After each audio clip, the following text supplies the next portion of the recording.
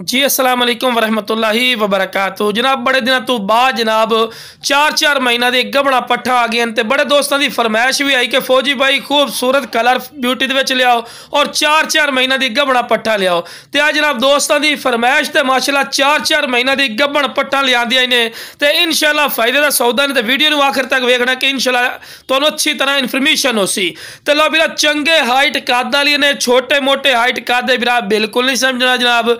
35 तो 36 इंच माशाल्लाह इन्हां दी हाइट ने। तो लो बिरा शुरू तो चारा भी खवा के विखा रहे और टोर फिर के विखा रहे कि सेहतमंद ही ने और माशाल्लाह एक्टिव ही ने और खूबसूरत। बिल्कुल शाम हो गई है तो मैं क्या भाइयों ने वीडियो बना के चेक करवाइए। और बिरा डिमांड ही मुनासिब उसने, हालांकि नाल दा सैट किसी और को पूछो तो 1,20,000 1,30,000 रुपये तो थले नाल दा सैट नहीं मिलना। लेकिन अपना की रेट उसी थोड़ी सोच तो भी कम। तो चंगे हवाने चड्डे भी बनाई खलोती ने, मजीद भी इन्होंने हवाना चड्डा चंगा बनावना है। लो बिरा चेक कर सकते हैं। ब्लैक मक्खी चीनी और खट्टी मक्खी चीनी माशाल्लाह पाठी ने।